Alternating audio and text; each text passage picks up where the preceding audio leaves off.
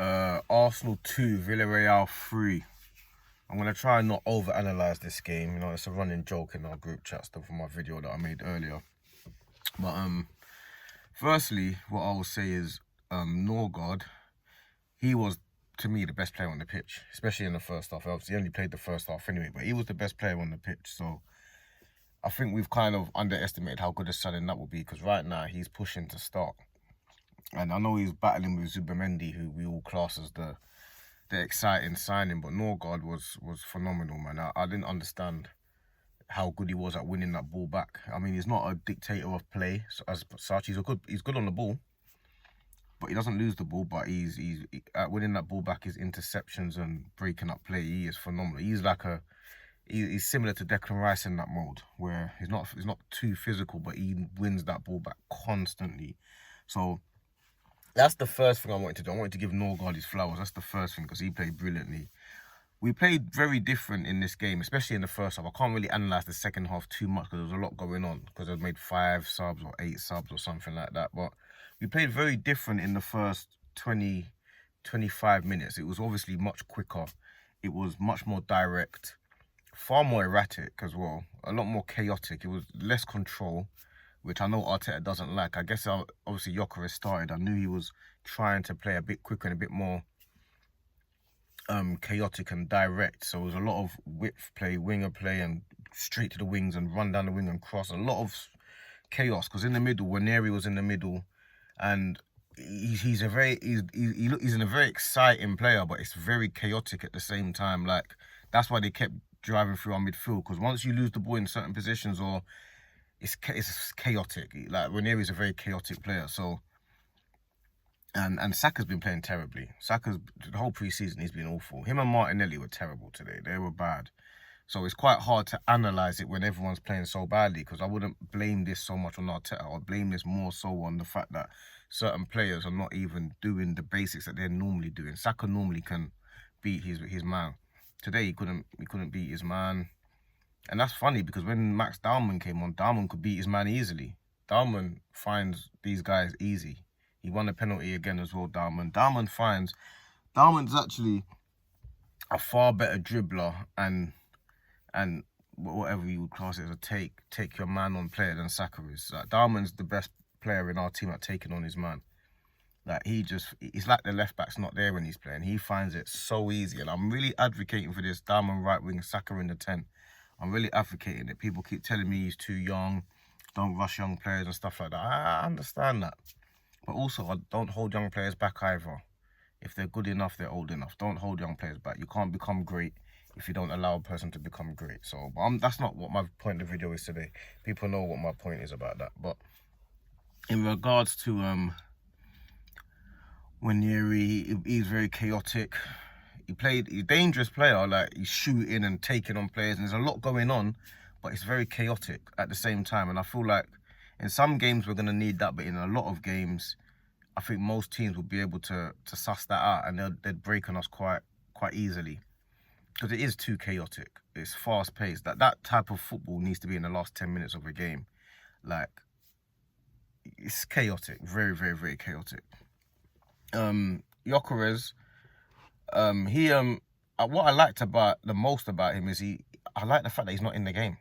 Like, he wasn't in the game at all. Hardly had any touches. All the touches that he did he either got fouls or had a shot off.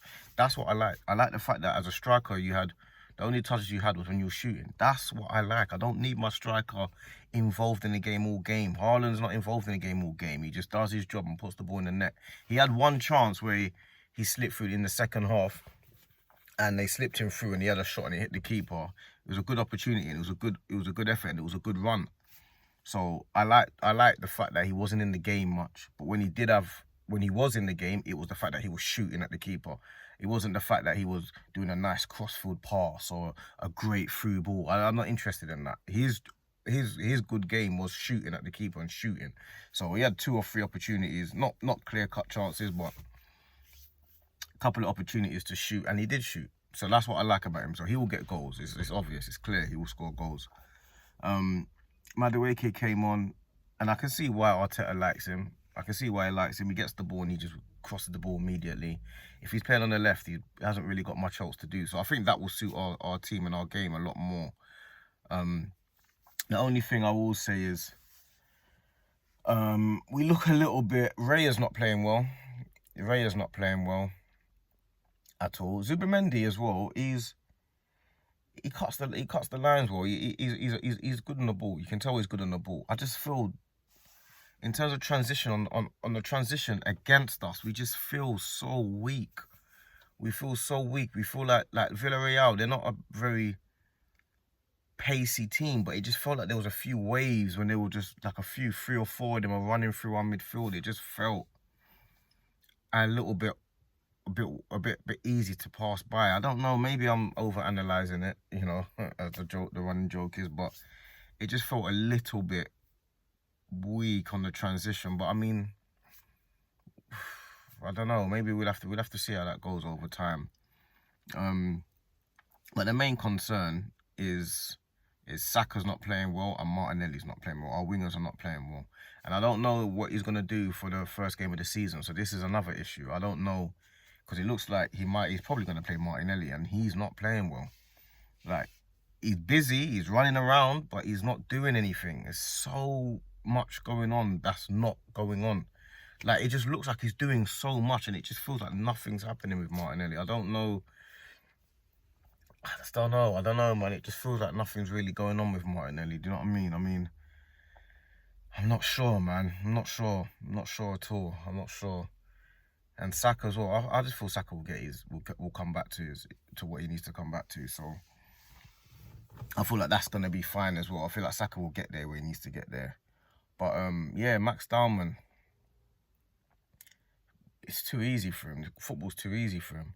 It really is. The game is too easy for this kid.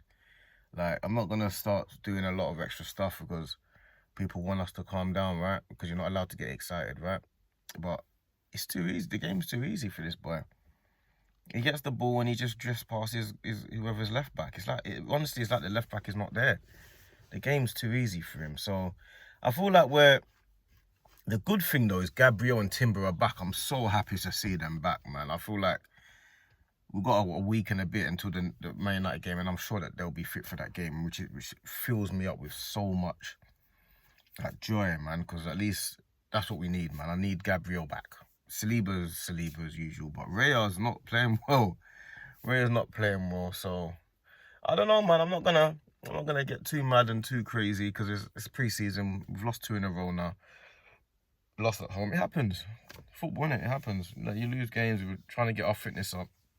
That's what it's about. But yeah, it wasn't all over Villarreal, but they had their chances. They I wouldn't say they deserved it, but they created opportunities. It wasn't like it was own goals or we shot ourselves in the foot. They created these opportunities by quick movements and quick play. So we need to watch out for that on the transition. The transition we've gone down the peg for some reason.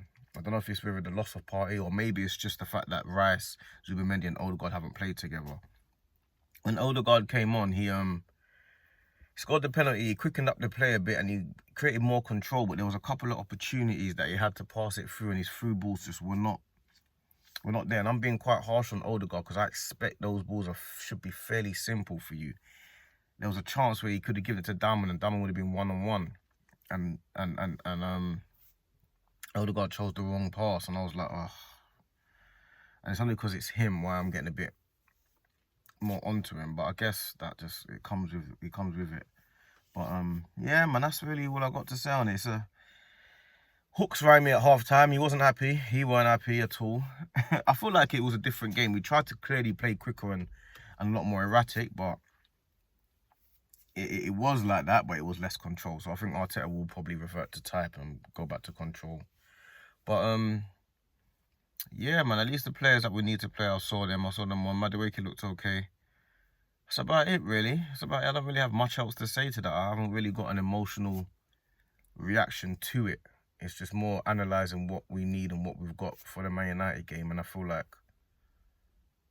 we're just still a little bit short. I don't feel we're 100% ready yet. We're just a bit short. But I guess we'll see more on Saturday. And then we've got a week or so until the game, Man United. But yeah, man, I feel like we need to just just it's pre-season, innit? It's pre-season. But I'm advocating for this Saka in the 10. So I'm gonna keep saying it until I get, or until people hear me and be like, yeah, he was the guy that was really advocating for this, because I think Saka in the 10 is what we need. He's more decisive. His brain works enough, and I think he's exercised his whole everything on the right. He's already done. I think he's finished on the right now. Not finished, but I mean, like, I feel like we've seen the best of him on the right. I feel like in the 10 he will get to a whole new level. So that's my thoughts on it. And yeah, man, like and subscribe and all the good stuff, and hopefully we get ready sooner rather than later.